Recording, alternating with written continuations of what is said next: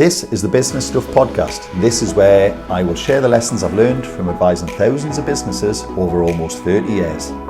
Each episode will give you practical insight to allow you to learn from other people's mistakes. I'll be pulling in experts from our team and the world of business, and together we'll make sure your business is giving you what you want. My name is Martin, and this is the Business Stuff Podcast.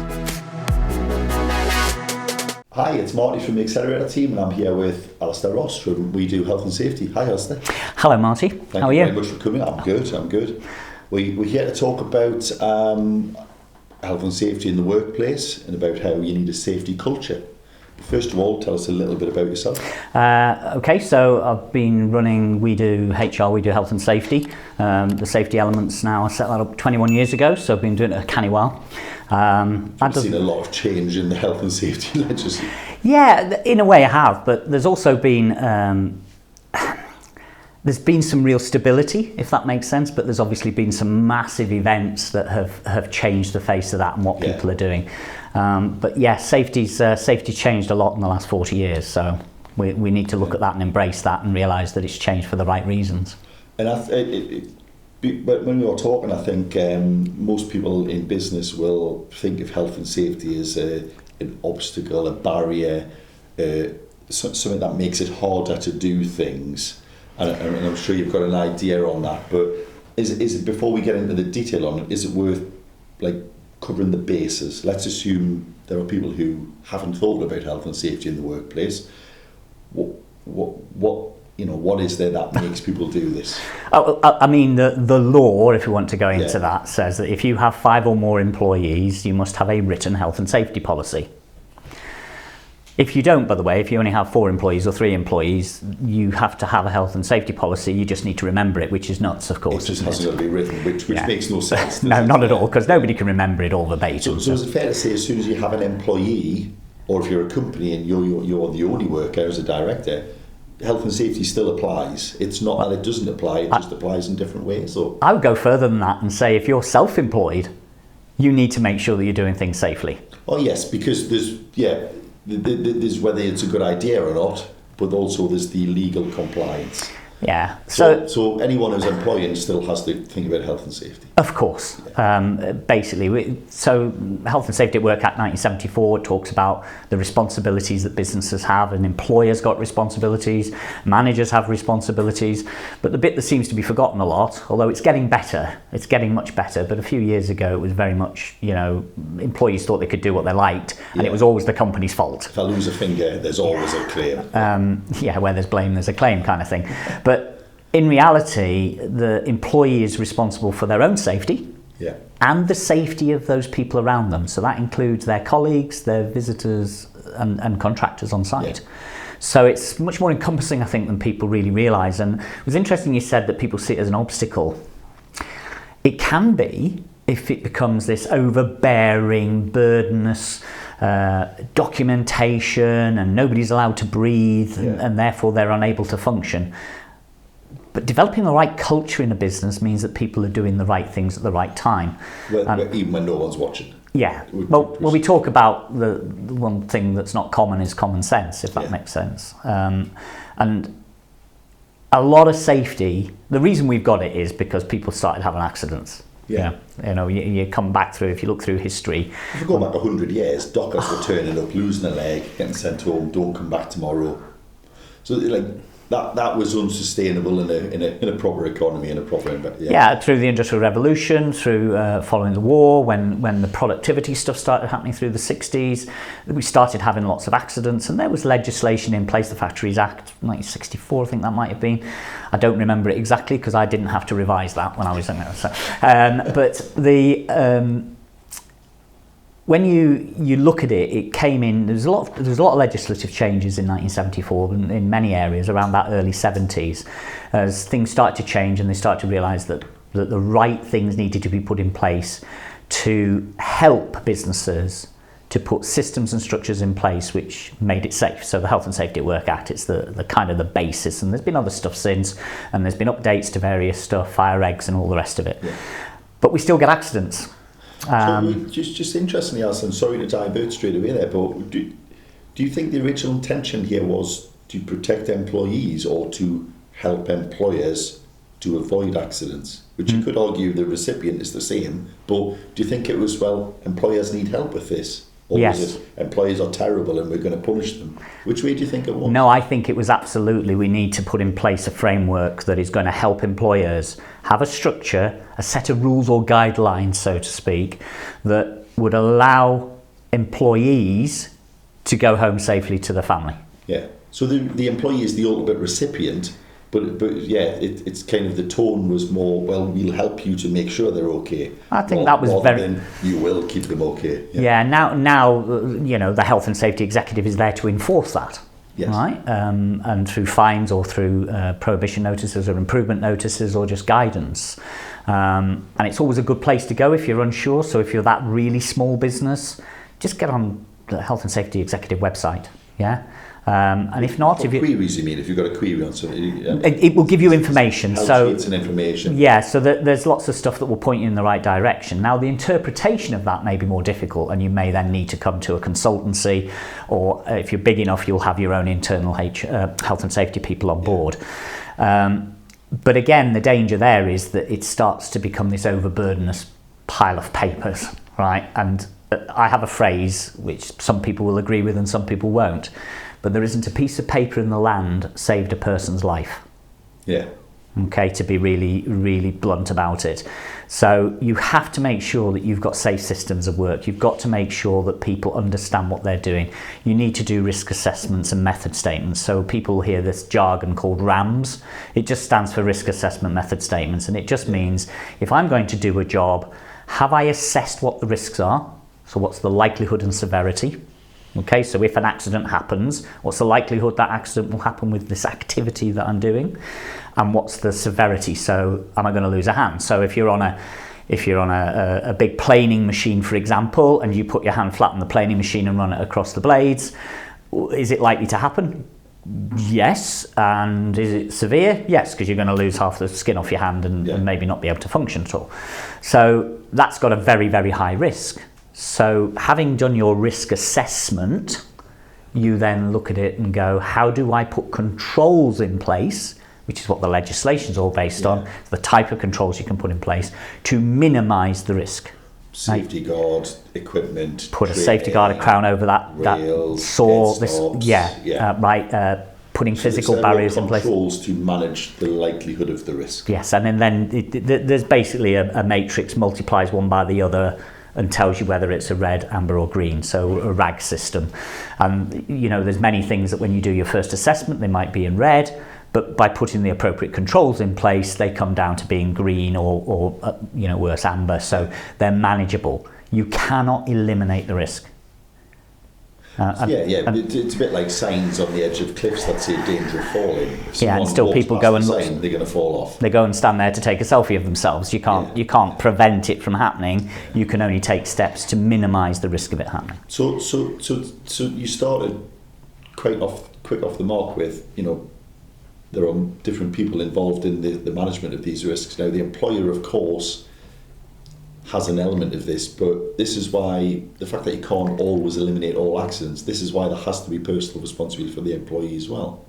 Yeah, I'll take an example. Well, we've told you not to do that. If you do it anyway, that's on you. So I've got loads of stories from the last 20 odd years or so that I can tell you, but I'll give you an example of one. So we'll have nothing with bodily fluids of any kind, please, Ollie. Okay, I'll try and avoid those ones, if that's all right. Okay, yeah, but young lad, 18 years old, working on a building site.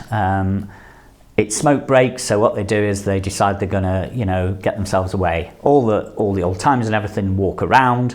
The young lad jumps over a pile of bricks, lands awkwardly on the ground, breaks his ankle. Okay? Yeah. That's something I attended. There was no risk assessment in place that said, don't go jumping off the bricks. Yeah. Right? Make sure that you're going to land properly.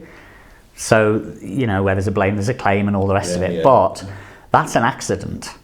And the responsibility, fundamentally, contributory negligence sat with the employee.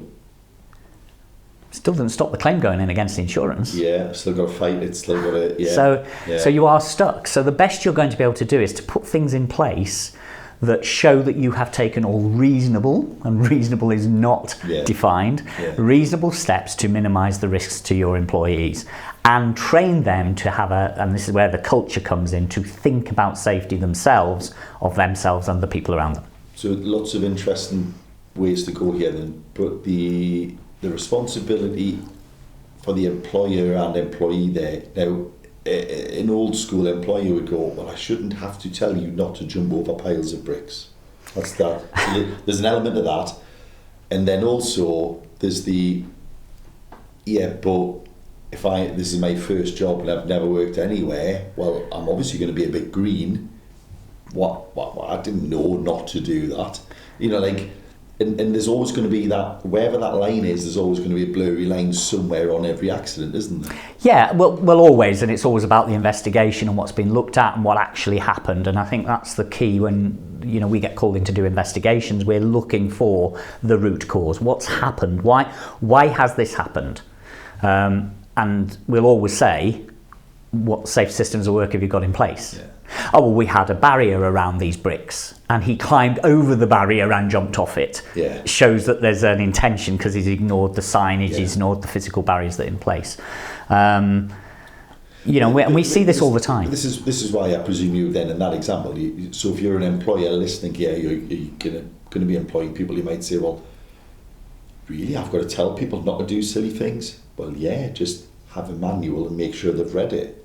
You haven't got to go around telling people every day, right, everyone, before we start the day, don't do anything silly, and this is what I mean by silly. So you can but some of that can be done with things like toolbox talks. So if you've had a change in things that are taking place, or the classic one is ear defenders, people, ear protectors, people don't wear them in the noise because they're uncomfortable, they make the hair sweat and all that. They can't hear each other when they're talking. That's the point, so they don't wear them, but then they complain that they can't hear because they're now deaf.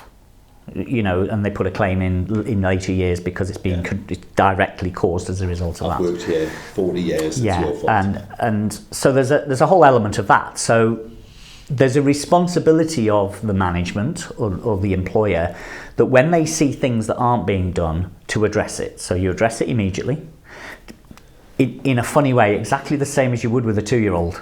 Who's going to go and hurt themselves by touching a hot oven? Don't touch the fire. Don't blow the kettle cold. This is what I mean by common sense. A lot of it is common sense, but because people haven't applied it, they've had to bring in legislation and rules to basically tell people the basics. So you also mentioned as well about this idea that the employers are responsibility for themselves and also the people around them, their work colleagues. So if this lad has been jumping that for the last 8 weeks, for instance, and it was on his 70th jump where he breaks his ankle, and everyone else has watched him do it. There's an element there. Well, why did nobody else say stop jumping over that? Well, they probably thought it was a laugh. Don't keep jumping over that. And on second or third time, kind of go, we're gonna have a word with the gaffer because you need to stop jumping on that. That's right. That's exactly what it's about. And that's what you mean by the collective responsibility and the individual for others. It's you say something that Well, I mean, let's take it, because it doesn't just apply out in construction sites or manufacturing, it applies in the office as well. Of course, yeah. Where people... that misnomer, we've got a health and safety, manual procedures, and people go, why? Oh, the stapler. Well, yeah, among other things, we carry things, we slip, Well, people that pile up boxes in the corridor or next to their desk, and people walk past it and they say nothing about it, do nothing about it, and then somebody's coming in with a tray of coffee and trip over it. Yeah. And they go, well, why didn't someone's face? Or hurt themselves when they fall or whatever, and they go, but why didn't somebody look at it and do something about it? Now, there's always an element of that it's temporary and we're shifting it, but when somebody's coming in, it's easy to go, just watch yourself with that. When you have an extension cable, for example, not everybody has red and black gaffer tape to put down, or one of the rubber covers, which they should, obviously, if it's going to be a bit more permanent. Yeah. You see them in your hotels and things where you've got a function going on. Yeah. They'll have something covering it to try and minimise the risk by taking it away from just being a cable. But the easiest way to stop it is, say, can you just watch the cable? Yeah. And people go, but why should I have to? because I actually don't want you to fall over in my training session or whatever. Because it's there either way. It is there. So yeah. Because you can't. And I've told you now. So you can't eliminate the risks. You can only minimise them. So you do that through education, through talking, through being aware, and making sure that when you're doing something, it's safe. So we talked about the RAMs, the risk assessment method statements. So one of the biggest risks that we have at the moment, and I think it's going to be the future asbestos issue. But if we just deal with asbestos, is drilling. Something that's going to cause a lot of claims in the future. Is MDF. Okay, now MDFs are fantastic, and I use lots of it. But you're meant to be wearing a mask. But even Handy Andy back in the day would say always cut MDF outside in a well ventilated area and wear face. And that's right. Yeah. So nobody does. And nobody does. No. So that's something we'll have to live with. But asbestos, which we're really aware of because it's caused so many issues, and there are lots of buildings which unfortunately have got asbestos in them. Yeah. Now that's fine if it's inert, if it's stable, but every tradesman who goes and drills holes in walls should be looking and thinking, is there asbestos here? Yeah. And it depends. If you're a young lad these days, or lass, you've probably never had experience of working in or around asbestos until you start working in older buildings. It won't even be on your radar, will it? Which again is where the employer has a responsibility to say. Yeah. So this is what to look for. So an employer who's got lads going out and working for him, plumbers and electricians that are going to be drilling into walls in old buildings, they should be turning around and making sure that there's a risk assessment in place which says the risks are you've got hand tools, so therefore if that breaks, if that does this, the electric, has it been checked, is it safe, goggles, etc. But also your method statement is, before I do this, I'm going to ask whether or not there's any an asbestos survey on this premises. If you're going into a new property for the first time, is there anything I need to know in here? Yeah. Because have you got any plans? And the difficulty we have. So we've got all these plans. If anyone comes in here, we go, right, that's the whole thing. Have a look at it before you do it. So amongst other things, I've been a scout leader and I'm also a dinghy instructor, so I teach youngsters how to sail.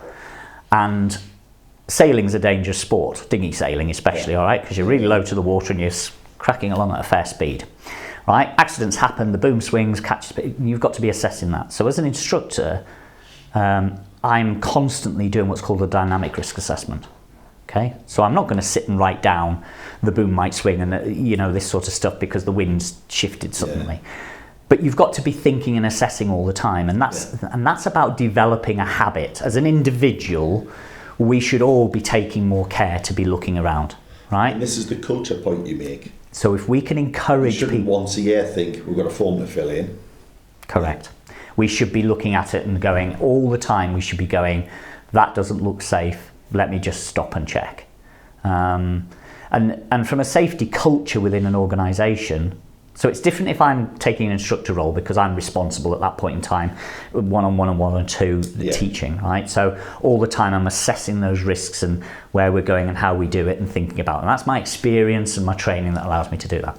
If we take it to a factory, we want to build a safety culture.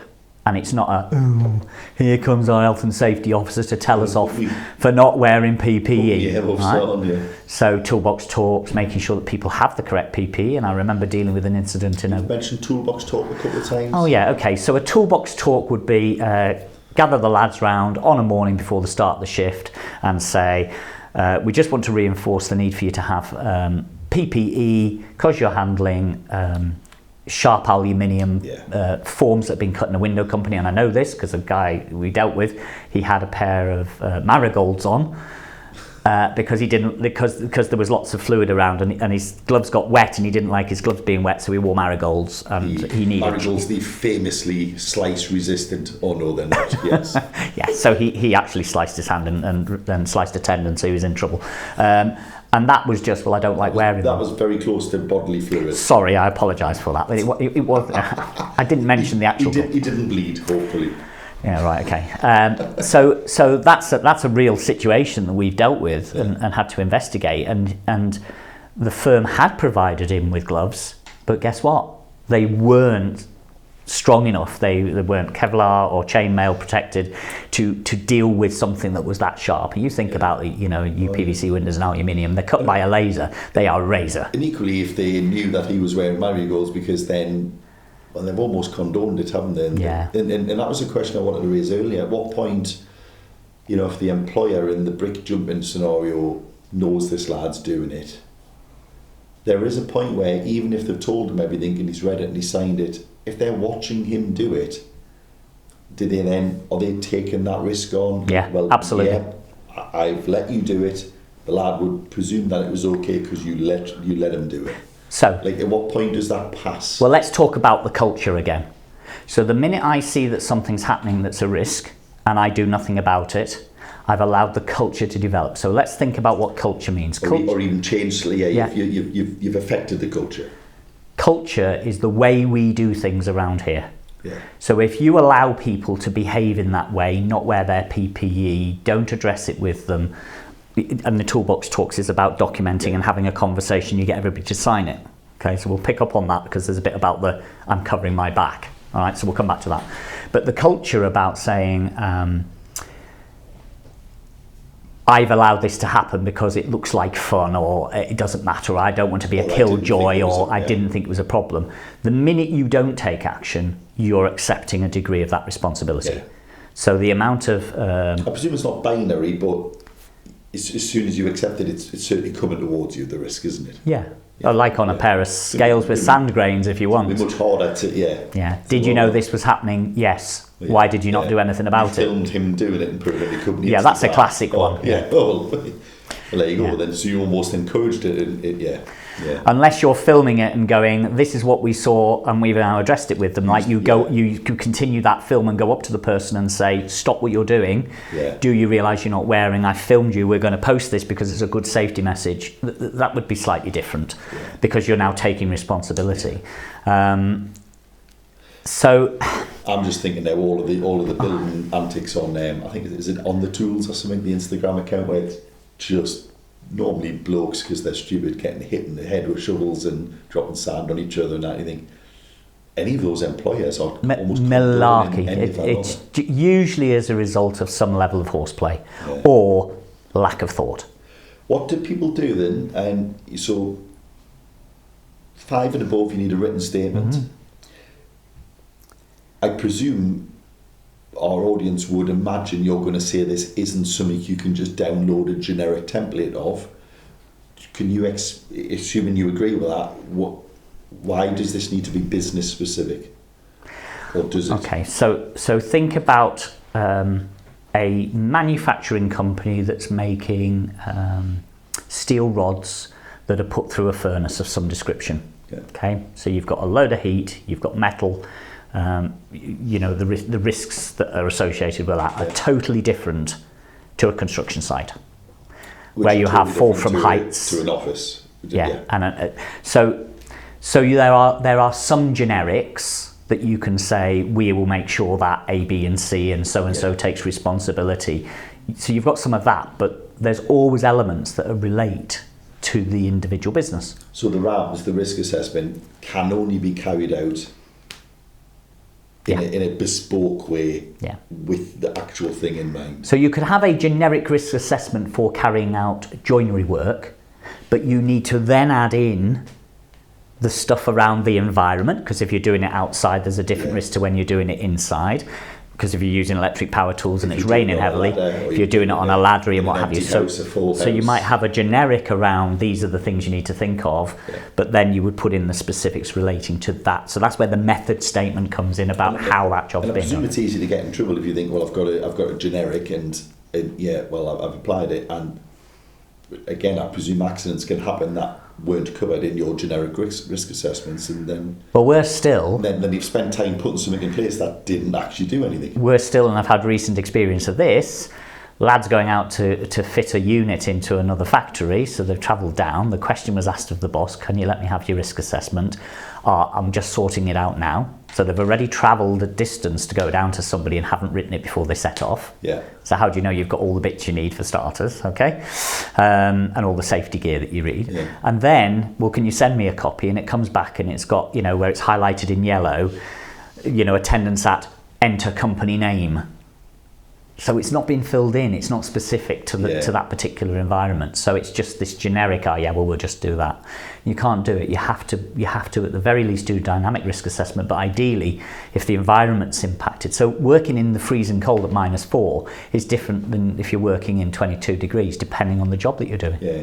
And if you've got something that just says wear appropriate clothing based on the weather, it's like it's a bit vague. That was the laziest option you could have put in there, wasn't it? Because if you go into freezers, for example, so if you go into the butchery industry and stuff that's operating with freezers at a particular temperatures, they've got to start wearing particular equipment to keep them so that they don't freeze. They have to have brakes and all the stuff that sits around that. Just to wind up, we've got a couple of minutes left, then, Ali. What's the two-part of them to finish, if you don't mind? Why do people ignore these things, and what's the biggest common error that you see workplaces? Right. I'm going to pick up on those. I'm just going to finish off on the toolbox talks. So the toolbox talks, when they are filled in and you explain to them you need to be wearing your PPE, it explains what the risk is, like you're going to damage your ears and this is what our rules are, so you're in breach of that. And you get everybody to sign, so you know you have an attendance of the people there. That is part of the we need paperwork to protect ourselves culture. Cover your back, yeah. Okay, so that covers it. But that's basically a 10 or 15 minute talk to get people to understand. If it's done properly, you'd engage them. Weekly with well, no, it depends. Sometimes it's usually after something's happened. Change of project or after a scare. Or near miss or something like that. Yeah. So right, okay. And the questions you were asking was what's the typical thing that... We've got a minute. Okay, so typical things that happen are messing around. Yeah. People having a laugh because they're doing a mundane job, so they're just out messing around. And the other question you asked? So what's the typical thing that employers keep getting wrong on this?